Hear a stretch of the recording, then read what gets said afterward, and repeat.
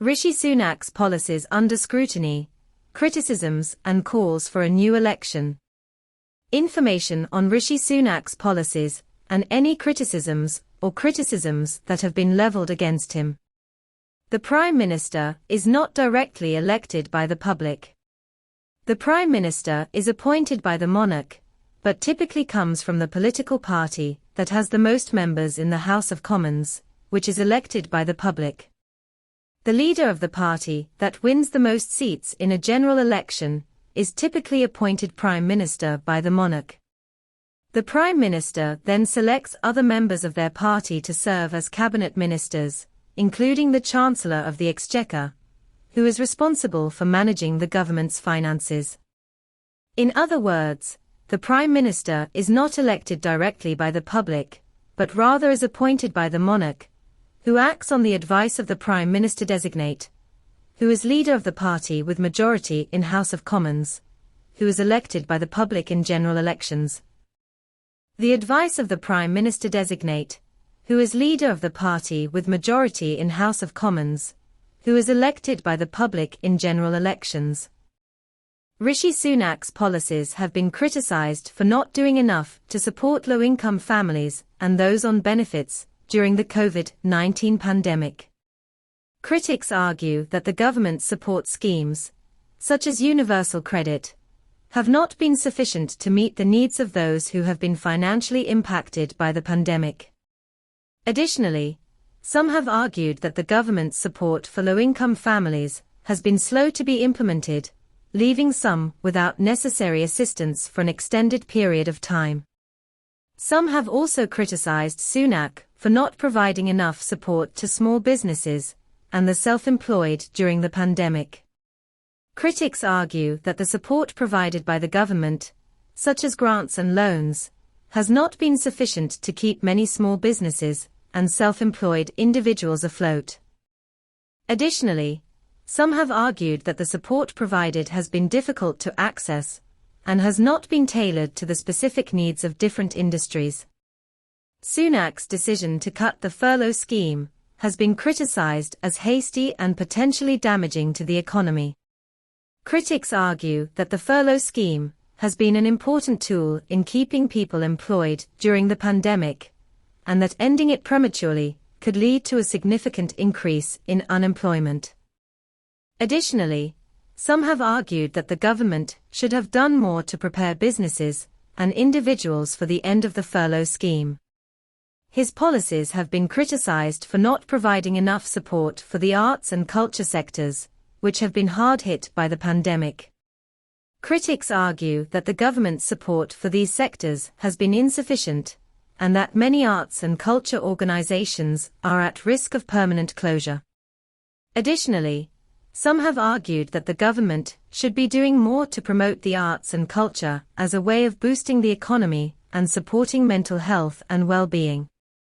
Some have criticized Sunak for not taking action to address income inequality and poverty in the UK.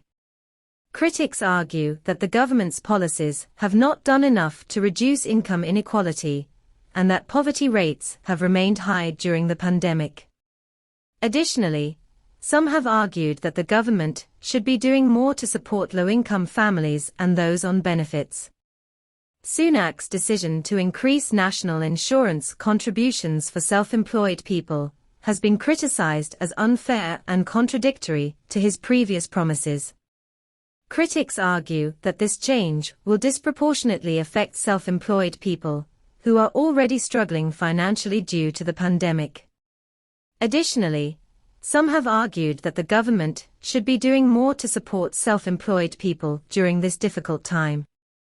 Some have criticized Sunak's budget for not doing enough to address the climate crisis and promote sustainable economic growth. Critics argue that the budget does not include enough measures to reduce carbon emissions and promote sustainable economic growth. Additionally, some have argued that the government should be doing more to invest in renewable energy and other sustainable technologies. Sunak's budget has also been criticized for not providing enough funding for public services, such as the NHS and education. Critics argue that the budget does not include enough funding to support public services, which are under significant strain due to the pandemic. Additionally, some have argued that the government should be doing more to invest in public services to ensure that they are able to meet the needs of the population. Some have criticized Sunak for not taking action to address the rising levels of household debt in the UK. Critics argue that the government's policies have not done enough to address the rising levels of household debt, which have been exacerbated by the pandemic. Additionally, some have argued that the government should be doing more to support households that are struggling with debt. Sunak's budget has also been criticized for not addressing the long postal strike. Sunak's government has been criticized for not doing enough to resolve the ongoing postal strike, which has disrupted mail delivery throughout the UK.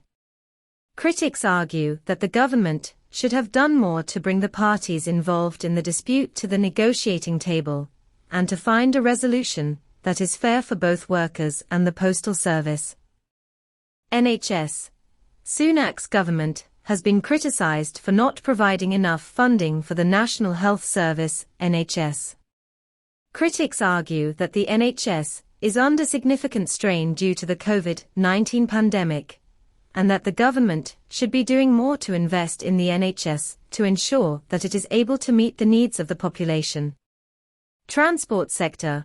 Sunak's government has been criticised for not providing enough support for the transport sector, which has been hard hit by the pandemic. Critics argue that the government should be doing more to support transportation companies, such as airlines and trains, and to ensure that people are able to travel safely during the pandemic. Economy. Sunak's government has been criticized for not doing enough to support the economy during the pandemic. Critics argue that the government's policies have not been sufficient to keep businesses afloat and to prevent widespread unemployment. Additionally, some have argued that the government should be doing more to invest in the economy to promote long-term growth. Inflation. Sunak's government has been criticized for not taking enough action to address inflation, which has been rising in recent months. Critics argue that the government should be doing more to control inflation, which can hurt low-income households and the economy as a whole. Unemployment. Sunak's government has been criticized for not doing enough to address rising unemployment, which has been caused by the COVID-19 pandemic. Critics argue that the government's policies have not been sufficient to keep people employed and to prevent widespread unemployment. Cost of living. Sunak's government has been criticized for not doing enough to address the high cost of living in the UK. Critics argue that the government's policies have not done enough to reduce the cost of living, which can be a significant burden for low-income households. Immigration. Sunak's government has been criticized for not taking enough action to address immigration issues in the UK. Critics argue that the government should be doing more to address issues such as illegal immigration and the treatment of immigrants and refugees. Domestic investment. Sunak's government has been criticized for not doing enough to promote domestic investment in the UK. Critics argue that the government should be doing more to attract investment in the UK and to promote economic growth. Corruption within his own party.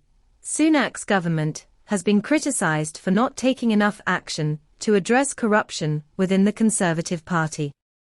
Critics argue that the government should be doing more to ensure transparency and accountability within the party and to address any instances of corruption.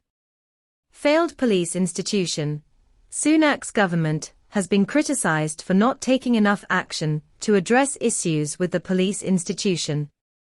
Critics argue that the government should be doing more to reform the police and to address issues such as police brutality, racial profiling, and lack of accountability.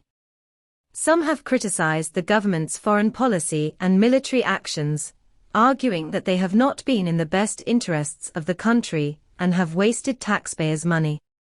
Additionally, it is true that some members of the public may be dissatisfied with the government's handling of certain domestic issues, such as the economy, healthcare, and public services.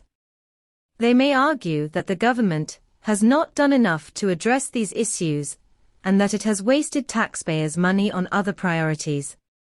It is important to note that these are criticisms and opinions that are held by some members of the public, and not necessarily held by all. It is also important to note that governments and their policies are subject to public scrutiny and criticisms, and that is how democracy works.